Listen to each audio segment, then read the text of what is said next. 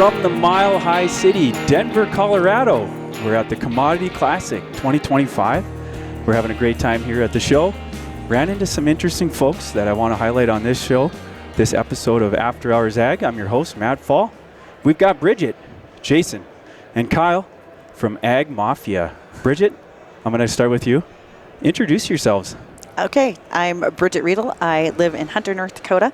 I happen to be a past technical agronomist for an ag chem company, but now I spend my time on WDAY radio as a host, but also I'm a partner in the AG Mafia. And so with these guys, we do a whole host of items, and one of them would be agronomy on ice. Another would be we can do some agronomy technical training and so much more. Wow. Jason, how about you? Anything to add? That was impressive, wasn't it? Yeah. It sure was. That's why I started with her. Yeah. You know how this works, yes. She looked like she knew more, maybe. Yes, Jason Hanson. I'm an independent crop consultant. My business is Rock and Roll Agronomy, and I live up north of Devil's Lake. Kind of a tight circle of farmers I work with in that Webster, Garski, Starkweather area. And these are my business partners. We kind of exited our previous lives about the same time and thought it would be a good idea there's more strength in numbers. Very good. So that's why we're here. Awesome. Kyle, how about you? And Klye Okke, so also an independent crop consultant, was a previous coworker of Jason's in a different life. And I live in Dickinson, North Dakota, so on the southwest side of the state. And I'm a little jealous of when Jason said this little tight group of farmers, he also meant geographically, too. I'm very jealous of his spread because I go from kind of that Dickinson up to Kildare over to Richardson. So I end up covering a much bigger area. Your travel expenses are higher. Yes. No, his deductions are higher. Oh, yes, yes. Someone's the brains in this group. Well, tell me how, you kind of said it, AG Mafia began, but it sounds like AG Mafia is it right, a collaboration of the three of you? Yes.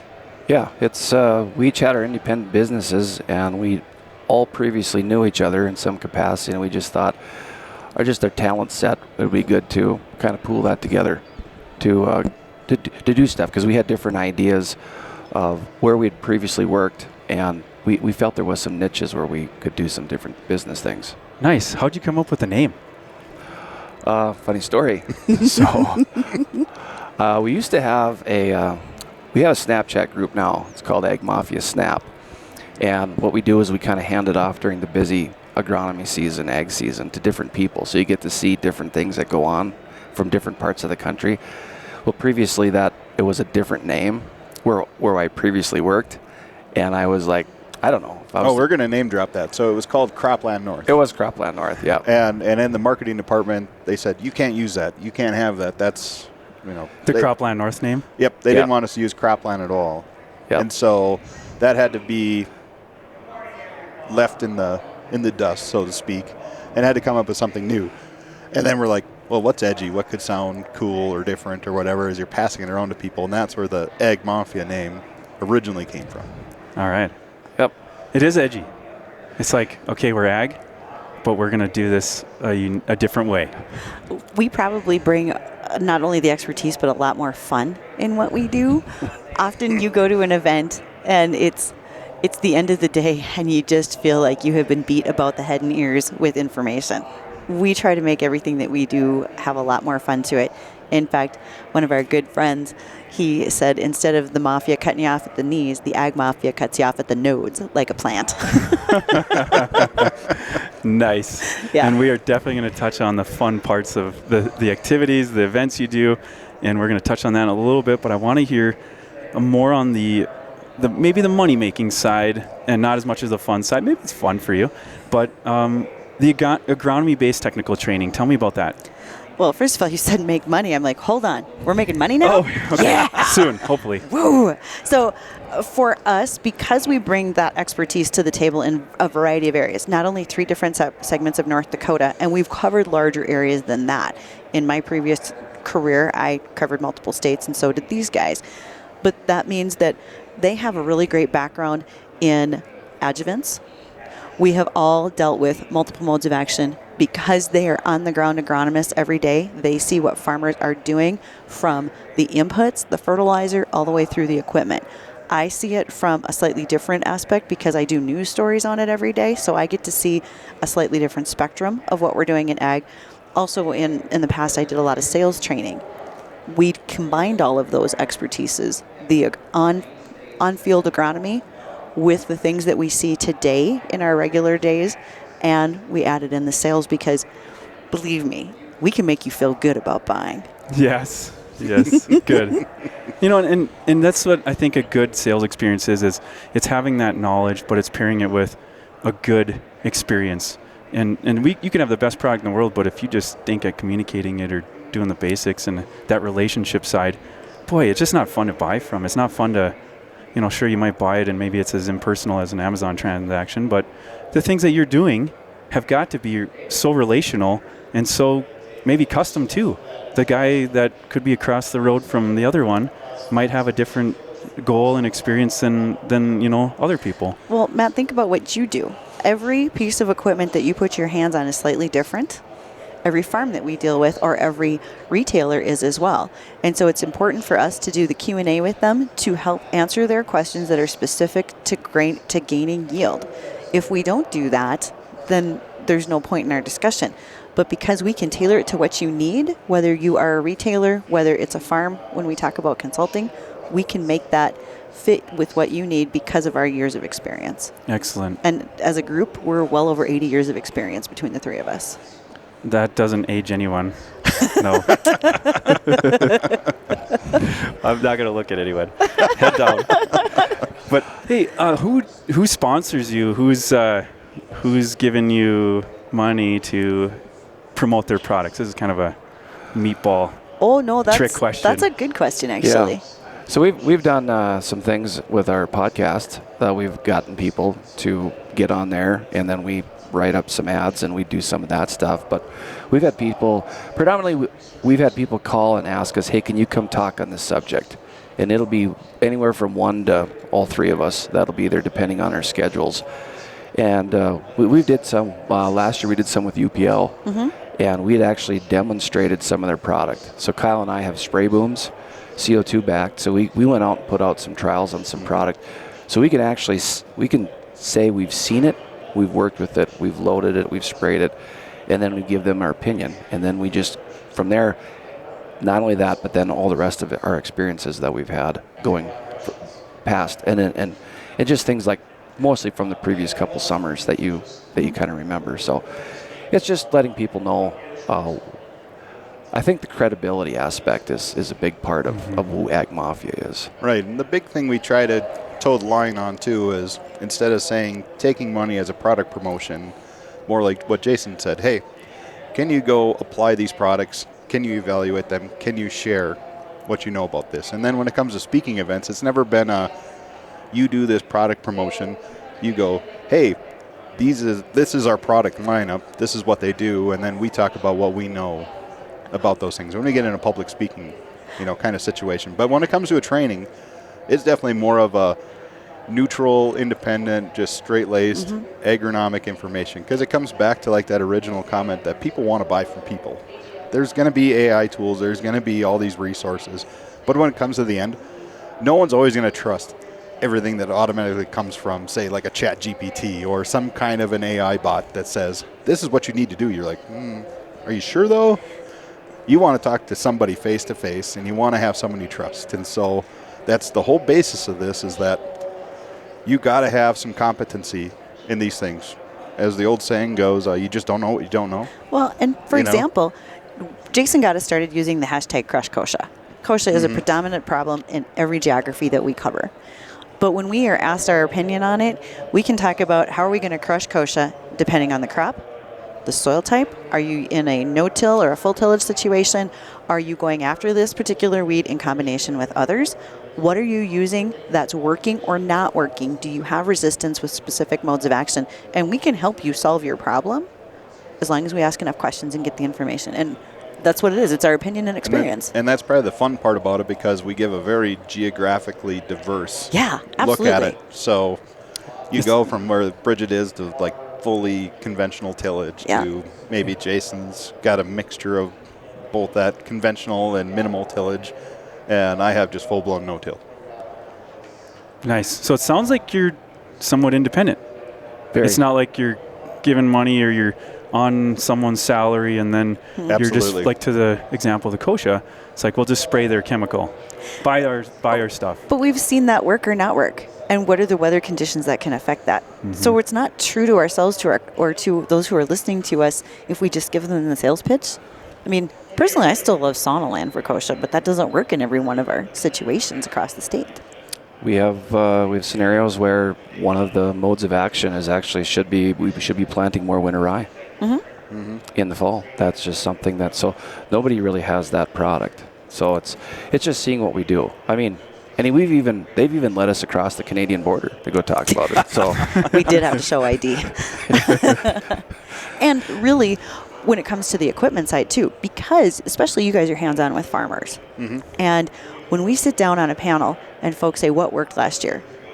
It is easy to say, you know what I saw was this soil condition and then this piece of equipment that came in to plant or whatever, and how that affected emergence of the crop, weed control, moisture throughout the year. That's what can help too. usually, my season last year, we were so wet. There was some things that stood out. But I know when we sit down and have a conversation, it usually starts in the fall with managing residue on a lot of crops too. So it's when you work with farmers, it's good because you gain all this experience in the year-round system, and then you can take that out because usually our experience is that retail usually sees a lot of new faces. It's somewhat of a high-frequency turnover. So there's always somebody that needs, we feel, that service of just talking through soil fertility on the basics, weed control, plant physiology, things like that. And doing those things has led us to being called on by companies to help them write research protocols, because they will literally say, what do your farmers do? And what worked or didn't work? And what should we investigate? So we've had that opportunity. And then NDSU came to us. We've got a great friend, Andrew Thorstensen, who just retired. He said, look, sitting through 8 hours of commercial applicators recertification that is mandated by FIFRA federally is not fun. How can we make that better? So they let us make some videos. Nice. And that's where we got to have fun. Nice. For question real quick here. Did they hassle you about the name AG Mafia when you crossed into Canada? Oh, well, that's a good question. We've only had one company that's been like, I don't know if this is going to pass the litmus test of going through the channels. But one of the funner events we did was, so Commodity Classic's kind of our annual meeting. This is where we just decided, we've been in Bismarck the last couple of years. Kyle's wife, Sam, brought us to this little tucked away speakeasy bar that you can't find. It's behind a bookshelf. Yeah. That sounds right. AG Mafia and a speakeasy. Absolutely. It was very fitting. So when we gave him the credit card and it said AG Mafia, we scored some major points. we made like every one of their social media platforms. Did they show you all the hidden doors too? Well, that was how you found the bathroom. Nice. Now, do you just work with farmers and train farmers, or is there another level of professionals that you work with? Well, so as individuals, yes, we work with farmers. As a group, I would say this is more on an ag retail basis. Is who our main, target personnel or focus is. So is that other agronomists, seed companies? Correct. All the above. Okay. So it could be other seed companies, other chemical businesses. It could be just other retail agronomy that covers everything, right? It's unfortunate that in the market we've all seen this, where someone gets hired and they're so excited about their job, and they get handed a pickup and a price list and say, go sell. But nobody explained to them how they should do that. We can help bridge that gap with, how should I sell? How should I prepare so I don't hear no all the time? But then also, what's the agronomics behind it? Because if you're just selling a product and you don't know what it can do or can't do, you lose your credibility. So we can help you build your credibility. All right. That's awesome. I know you're all looking at me like the young guy that gets given a pickup and I just still look young. No, it's a learning curve. Don't you own this whole thing? So I can't say that you're just the young guy. There's a lot of people there's two funny things that are themes here, actually everywhere we go. first of all, my older brother Chuck, they say, "Is that your dad?" And then, Sorry, Chuck. yeah. And then another one is, what'd you start this when you're 17? Oh. It's starting to be a compliment that I still look youthful, but I'm actually 41. Get that out there in case anyone on the air is listening. You have a twin. Yes, he And looks like he's 17 too, or 27. I've really. interviewed him on air.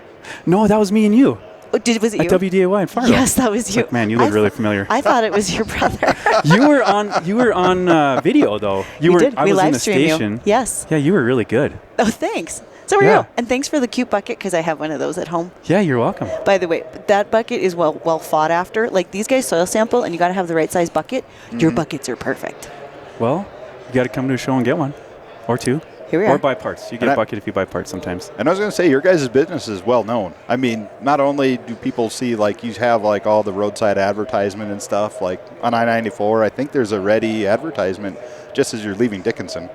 Yep. So it's You gotta there, pay but for that. yeah, that usually costs something. But, hey, it's paying off. Good. That's an investment. It's nice to hear but that. I've even name-dropped your guys' business to my farmer clients before, and I know for a fact you guys went and rebuilt one of my farmer clients' air carts here just this last spring. Excellent. So was it good feedback? It was great feedback. Okay, you guys good. went and did like the whole stainless steel tubes and everything underneath. You did went from a ground drive to a variable rate controller and then set up like the JD stuff on there. So I always laugh because he's a versatile tractor with a John Deere Globe, John Deere rate controller, case cart.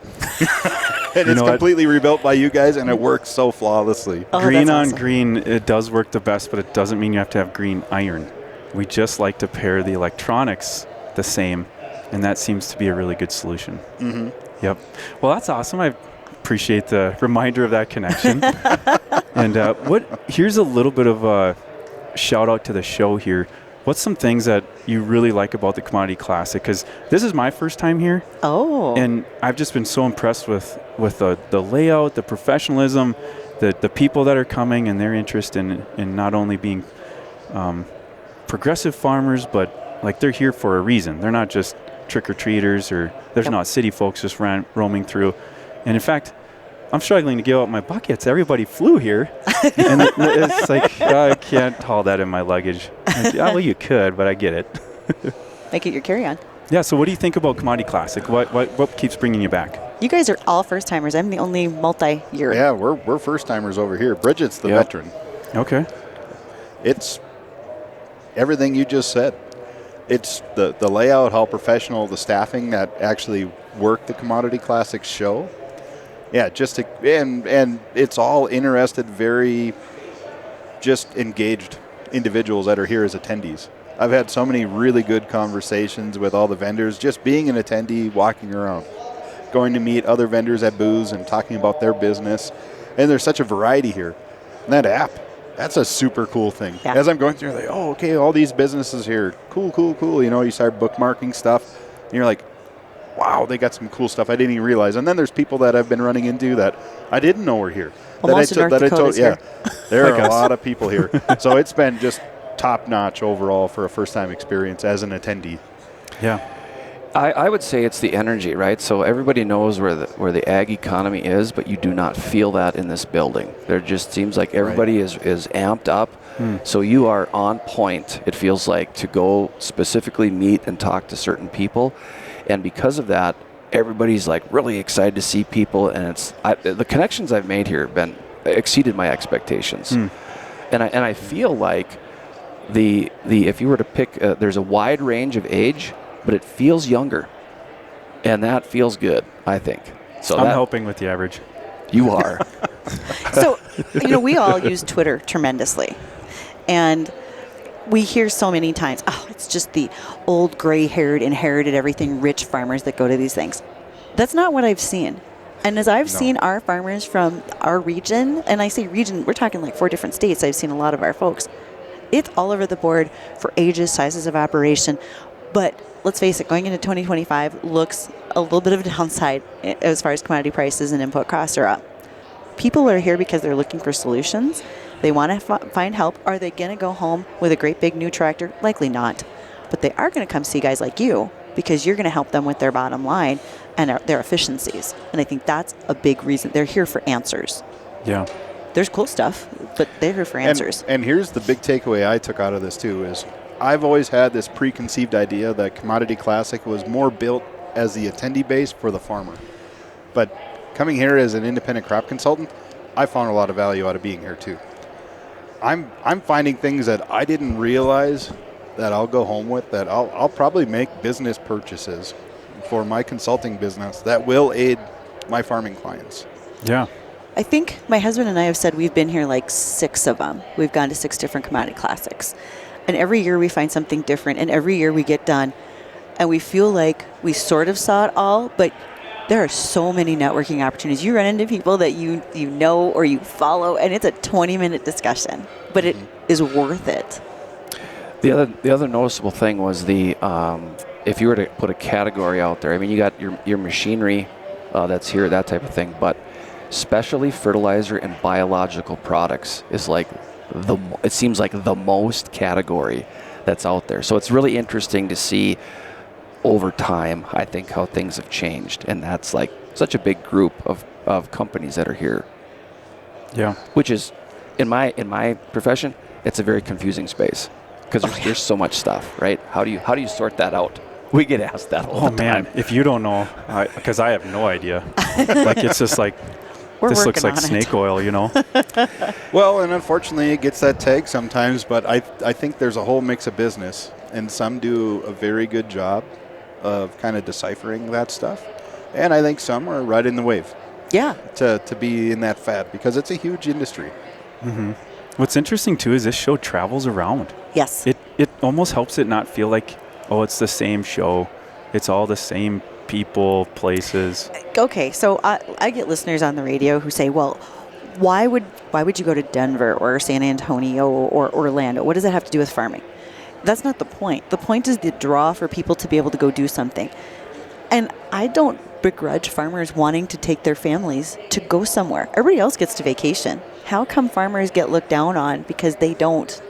Well, you should just be at home working. Oh, come on. It's 5 days. Let them go.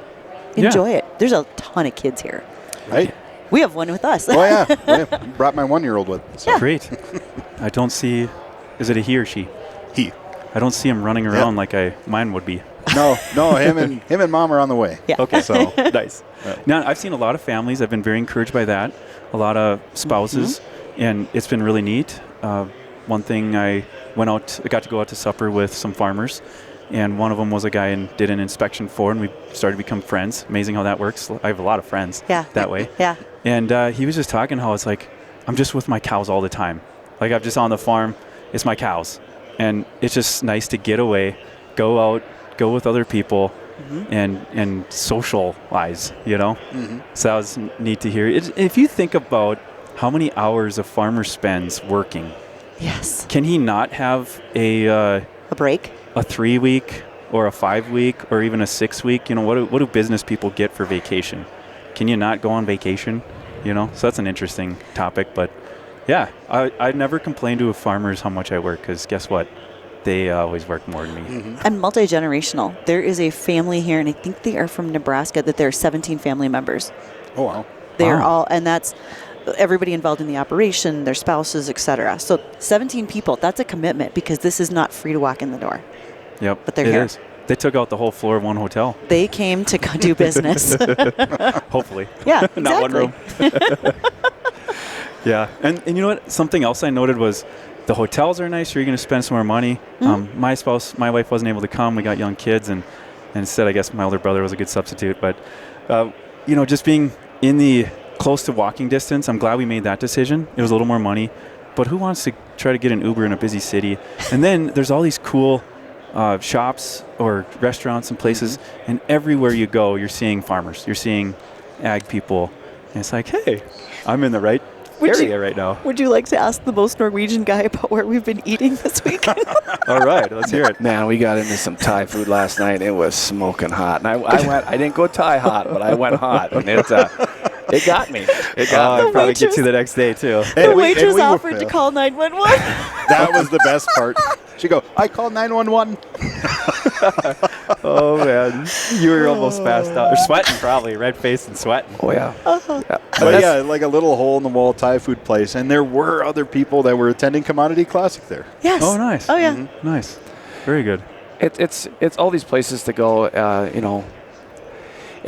Another thing you see on Twitter, X, whatever you want to call it, is kind of that there gets to be such a divide between urban and rural. Mm-hmm. And this is always a good reminder of it's all the same, no matter where you go. And Good point. of people where they are. It's just different. So we had a conversation, Kyle and I did yesterday, with a guy in Ohio he raises vegetable crops, and that was just this super interesting discussion. That was a very fun discussion. Mm-hmm. Yeah.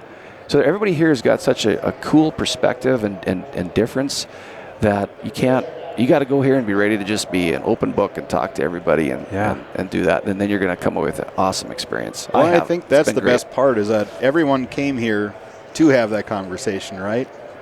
Yeah. So most people don't show up to a big public venue like this and just think, I'm just going to keep to myself and not say anything. And I'm going to just go take the free trinkets and the candy and the stuff like that. No, they want to hear your story. They want to have conversations. They want to know about your products. They want to know what you can do. So that's probably the best part is that it's just an engaged group. So I'm going to draw the parallel to what we do with Agronomy on Ice. There we go. Because we do that in a one-day event where it's very similar. People are coming to look for solutions. They don't want just a sales pitch. They're invested in their time to be there because they want to hear the straight scoop from whomever's there as a vendor or another farmer. Okay, Agronomy on Ice. I've got to hear more about this. Actually, that has been one of the other surprises at this deal is that it's kind of it's in retrospect, it's a small deal, but I've been surprised at how many people knew about it. Yeah. Oh, really? Yeah. Outside of North Dakota? Yes. Oh, yeah. Yeah. Okay, so what is Agronomy on Ice? Oh, how would you describe it? Take Commodity Classic, shrink it down, put it on Devil's Lake, North Dakota in February, and instead of you guys' booth, you got an ice house. And you got your logo out front, or you got a flag flying, and everybody stops in, and you guys are, I don't know, maybe cooking brisket in there. And everybody's getting a brisket sandwich, and they're like, well, tell me what you do and where you do it, and what's the biggest thing you see when you put an air seeder, take it apart and put it together, Yeah, what are the wear parts? What's going on with that machine? Yeah, where's most of your time? And the next thing you know, you're talking about hockey, or you're talking about kosher, or you're talking about whatever. The bison? Oh, yeah. Yeah. That's a given. That's a given. That's why it was like we pulled around. It's like, hey, it's the ready zone. That's all. The ready red zone. The ready red That's zone. right. That's right. Yeah. And you have folks that some are going to fish, but really it's about the farming, the tailgating atmosphere, and a lot of food. If you ate before you came, that is a downfall for you. Okay, so let me get this straight. Yeah. You're on the ice, Yes. on a lake, a frozen lake. Yes. Which, for some of the people who I've talked to at Commodity Classic, they don't even know the concept of that. Right. It's like, no, we love to go out on frozen lakes and do stuff. So you're on the lake. Are you fishing? Some people do. Some people do, of course. Good fishing in Devil's Lake. Yep. And you got a bunch of houses, huts, This year we had pop-ups. 38 houses in a kind of a cluster. Looked a little bit like grumpy old men. We're sitting on 27 inches ice. Nice. And then throughout the day, there's a lot of people. How many people you think were there? So here's how I ballpark that. When you had 38 houses, and every time I opened a door, there was 10 to 12 people in a house. Man. I mean, do the math. And they come and go throughout the day, right? You're not there all day long. They're moving okay. around. So I easily estimate 400 people were out there this year. We've had Wow. higher years depending on the weather. Is that one day? One day. One day. And then you're socializing. Like you mentioned, it's kind of like tailgating. Yes.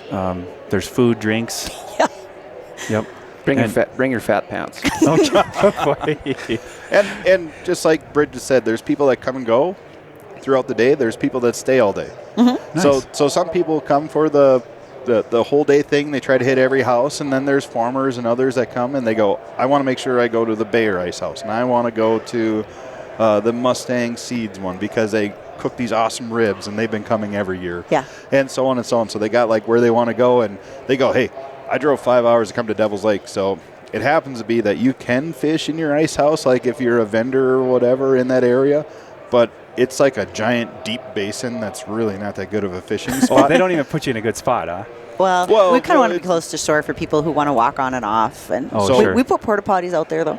Yeah, Okay. so you're talking, near 40 ice houses, but so that's a lot more people that come and go off of there. So they just want to have close proximity to find where it is, so it's not like in some secret location miles away on the lake that they got to really hunt down for it. But yeah, there'll be people that'll go hang out, they'll go get drink, they'll go get food, they'll have some conversation, but they're like, I'm going to go fishing.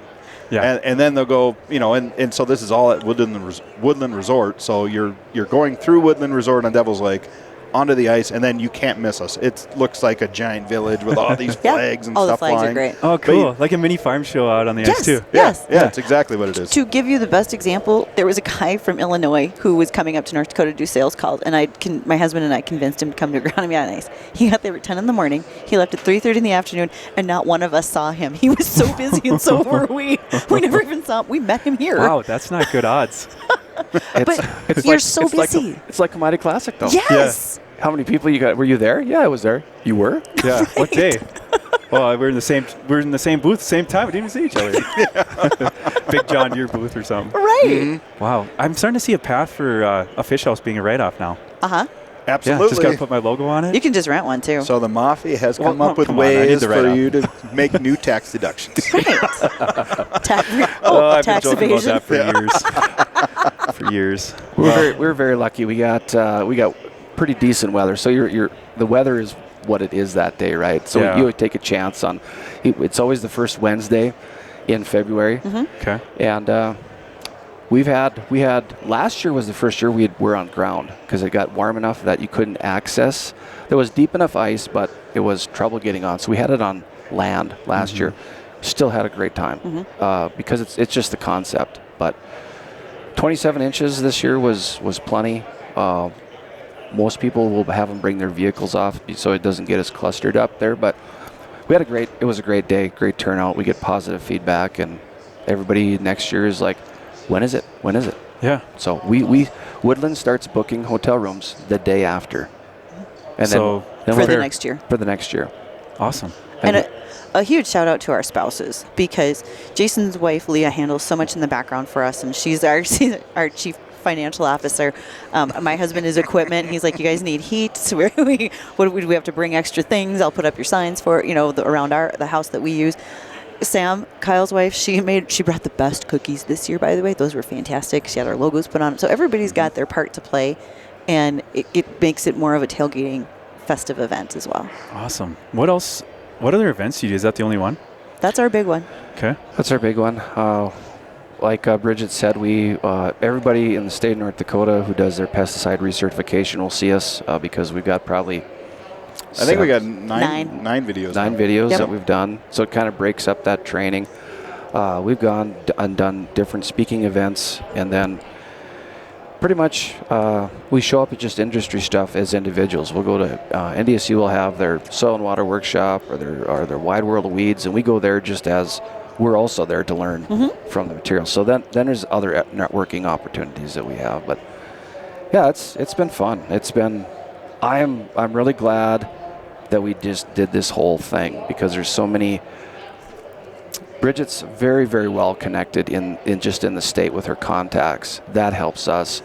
We have our strengths that we have that get us into different places like that. But we're trying to do some things with some training. I think businesses have exited that. There's been more totally sales focused, and some of that stuff needs to come back to some basics. So that's what we're going to be focusing on. Now, I understand that you also do some podcasts. We do. Everybody's involved in podcasts. Yeah. I see an agronomist happy hour on your shirt. There they are. So, wow, there's actually 3. Yeah, Agronomist happy hour.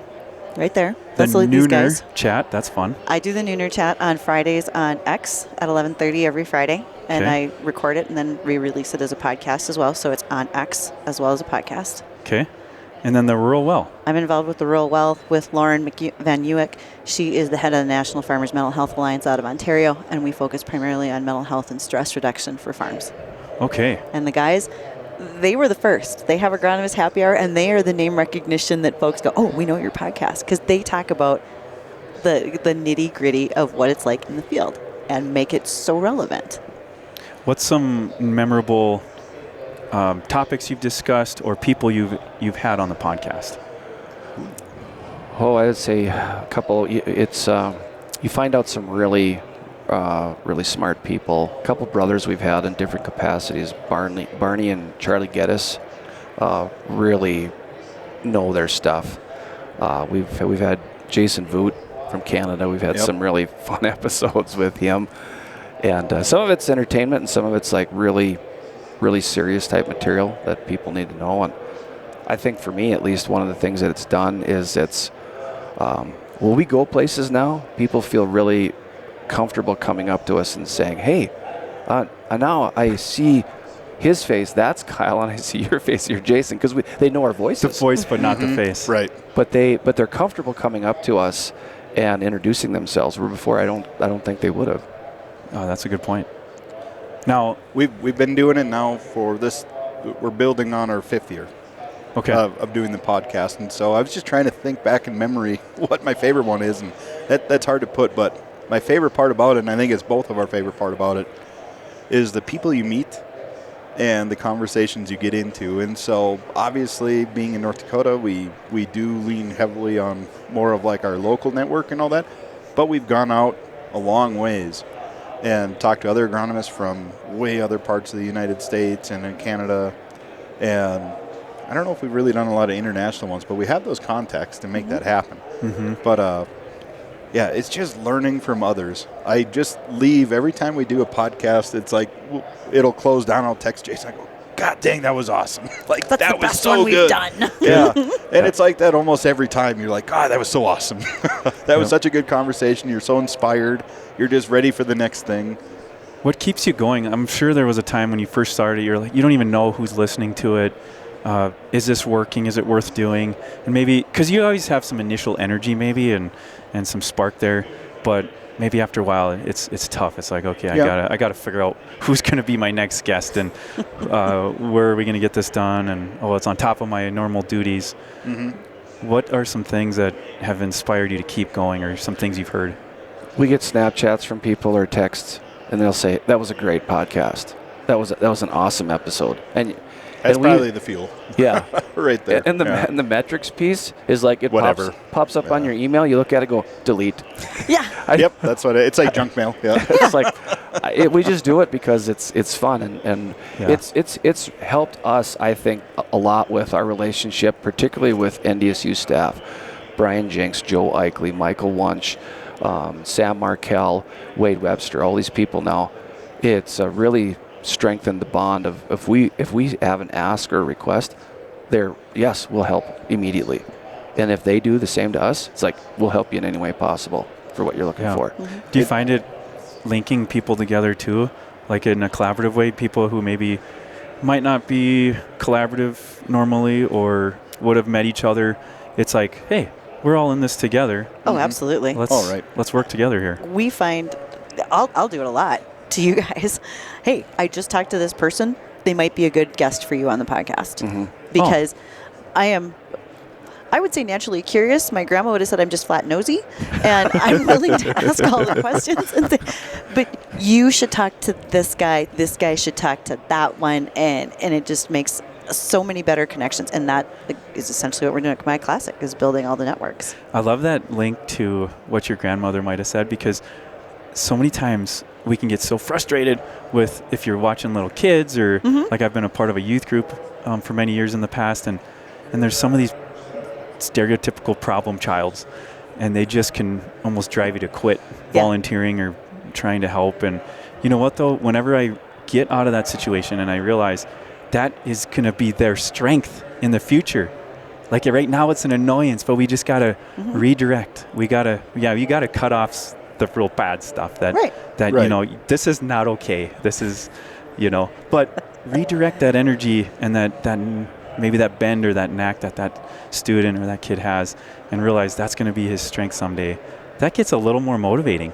Absolutely. Just having the right frame of thought around that. Yeah. I'm sure we all have pasts of, wow, I'm sorry for my teacher, my parent, or somebody, you know, it's like they invested in me and they believed in me, and That's awesome. Someday, the finding, at least for podcasting, I feel for us is it's finding the next person, and then the scheduling is probably like the toughest part. But once that happens, it's the funnest part.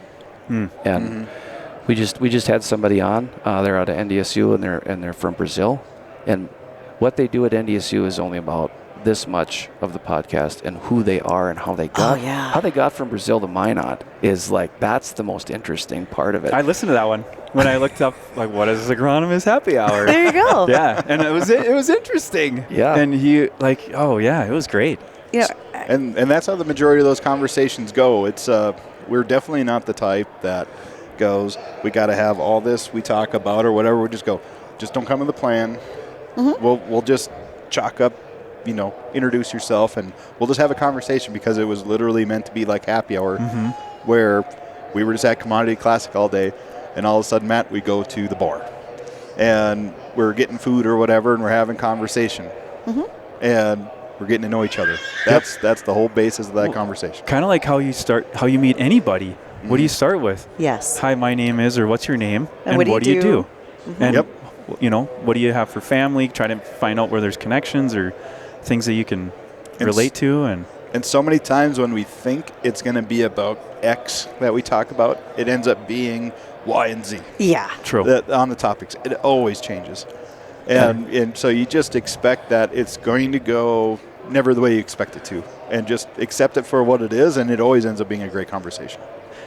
On the young person theme, what can you give for an encouragement or a suggestion for young people who are interested in ag, whether it's any level? It could be, hey, I'm interested to be an agronomist, or a number of things that you might need to go to NDSU for, or another great college, or a farmer, or in my case, a mechanical engineer. Any suggestions, any advice there?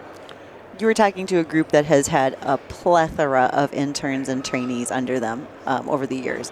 I've had 70 in my 25 years in my career. I know you guys have had double digits as well. And if we add all those together, that's a lot of people that we've been able to influence. Probably the best thing that we can teach them is to ask the question and then get them involved with hands-on. If I have students that look like they have an interest, why don't you spend a day with me and let's show you what really happens? That's the best thing you can do, I think, to give them real life. I would say, too, is that don't wait until college to start getting involved. Be proactive and start in high school or even younger, and then go find somebody if you have any interest, and go talk to them. And start there, because you never know where it's going to lead as far as classes you're going to take, a major you're going to take, a work experience that you're going to do. And then as you get older and you're in our shoes, don't be afraid to mentor people.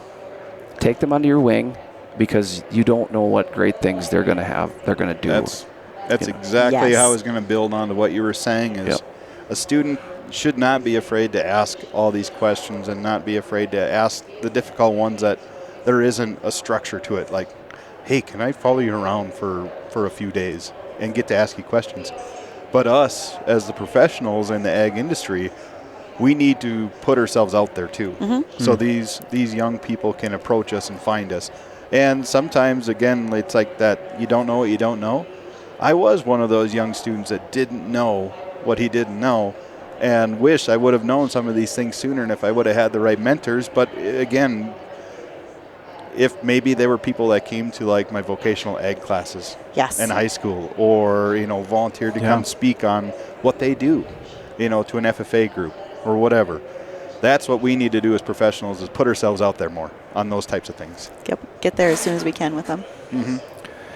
Yeah, it's a lot of work. Having an intern is it was always a good day when they had to go back to college. You have to think for two people. They are a lot of work, and this is what always upset with me with other coworkers I had, is some treated them just like, you're just grunt work, grunt labor, and then you don't get what you really deserve out of that internship, right? Yeah. And so I never wanted that for myself, and that's probably why we're in the positions we are, and doing what we do, is because we do care, and we did take the extra step to go, wow, this internship's a lot of work, but It's worth it. what you put into them is everything. If that person goes back to school, they're a junior and they're going back to their senior year, and you gave them a terrible experience at an internship, particularly in today's days and age, everybody knows about it. Yep. Oh, yeah. So that's it. So that goes back. Don't to screw it up. There you are. Yeah. No pressure, right? Yeah. But if you're real and really care about them, even if it's a difficult person or situation, there's ways to salvage that. Absolutely. And Yeah. you might be the guiding voice that says, you know what, this might not be for you. Now, I know that that's sometimes been given incorrectly. But that's okay. I have had an intern who came back at the end of the summer and said, I don't want to ever drive that much again in my life. that was 5,000 miles a month. I'm never going to get back. But he knew. And that was okay. Yep. He learned. Yeah. Good point. My daughter, she worked as a crop scout for an independent crop consultant in the area where I'm at. And a month into the 3 months, she goes, Dad, I learned that I'm never, ever going to do this job as a career. And I said, then that's a good internship. Yes. And she finished out the summer, and she came back the second year. Really? Yeah, because it was easier the second time around, and Yeah. she knew everybody and that type of thing. She already knew, but it helped her with her. She went on to retail, and now she's in the seed business. Yep. And we still talk about all the stupid, goofy times and stuff that happened because it still sticks with her, you know. Yeah. And that's a good point. Finish strong. Even if you're in a situation where you're like, I don't like this. This isn't what I'm going to do. That is such a good core value, is to be a finisher. Finish with your commitment. Learn something, whatever it is, even if it's like, I'm never going to do this again. And who knows? That could be a building block on the next thing. That's what our lives are. Even my life, as I've looked at what got me here and the adventure I'm having, it's so many mostly small steps. Oh, yeah. And it's like, wow, looking back, it's not a get rich quick. It's not a learn everything fast. It's not a be popular, and that's like the best thing in the world. It's like really just being real and connecting with other real people, and it's just been so great. Good. That is well said. That is like spot that. on. Got on a little Right. soapbox there. That's Yeah. okay. Yeah. Hey, I like That's really that good. soapbox. That's right. Well, anything else you want to talk about? I do want to ask you what's next, but is there anything else you want to touch on that you're doing, the different podcasts perhaps, or whatever else is going on in your lives? I think I'll lead off with the what's next. Okay. And as we segue out of this so you've kind of heard about what we do as AG Mafia and what we've been doing.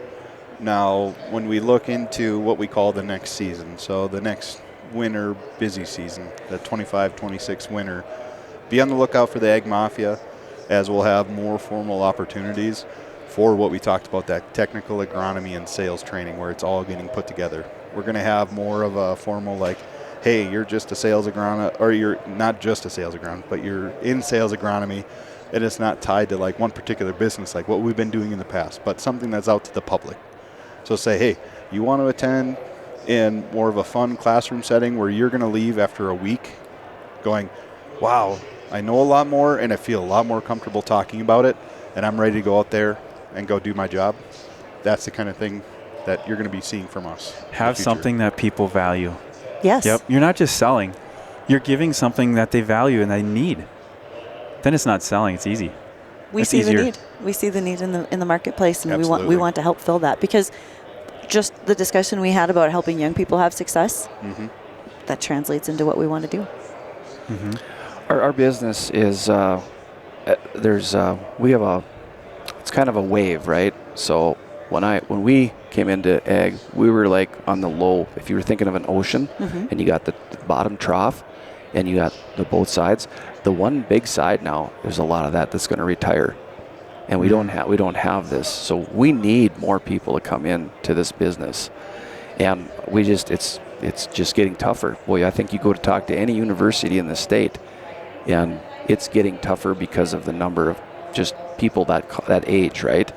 So then you got to go and find them in different fields or different. You have to make them people aware of what is actually out in agriculture, and then. Yeah, it's a lot of work. It's not everybody. Unfortunately thinks it is just farming. No. And if you're here at Commodity Classic, you're going to realize that is not the case, right? No. Right. That's a one step. I won't even say it's the first step. There's a lot of steps that even happen before that. It should be good. Good next year. I'm looking forward to it. I'm getting ready, geared up again. This has been energizing because it's like we don't have that much snow up by Devil's Lake. I think our spring's going to come early, and then it's getting ready for when things hit. And sitting down. I got to still sit down with a bunch of my growers, and I got a bunch of meetings this winter yet to go and talk in front of farmers, and this has got me the juice now to go hammer down. Yeah, to finish out that meeting season and just go full throttle in the spring. Yep. I have heard a theme of the springtime is just, it's a new year. It's a new opportunity. It brings new excitement, energy, hope, maybe. Yep. Last year might not have been great. This year doesn't look great, but there's this, you got a new opportunity to make something happen and see what happens. I once had a farmer tell me he figured he only had 40 chances to get it right. So was this the year that he was really going to get it right? That's right. That's his spring of hope. Excellent. Well, and these years are more important than the years that you can just make great money and great margin. This year you got to think about it. Well, this year you've really got to sharpen the pencil, and you've got to do the best job you possibly can do because this is ultra critical here. These are make or break, type situations for some farms. That's a good point. Even though there is some energy and excitement and enthusiasm and hope, you still got to be smart. Consult with smart people, advisors, and do what you can to mitigate those risks and look to the future. Yep. Anything else, Bridgette, for the future for you? I think we don't ever know what's coming. We don't completely know what's coming next because there is an opportunity that can present itself in front of us, and we are always willing to look at it. And we've done some things that we didn't expect that turned out great. So we look forward to the next one. Well, great. Thanks so much for joining us on this After Hours Ag podcast.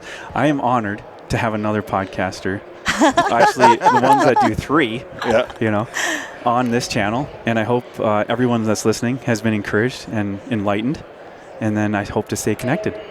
You will. Thank Oh, you. yes, you will. Appreciate it. Great. Well, thanks for listening to this episode of After Hours Ag podcast. If you would, give us a 5-star rating. We'd appreciate that. And then share. This really helps drive interest and interest in the ag economy, in the ag industry.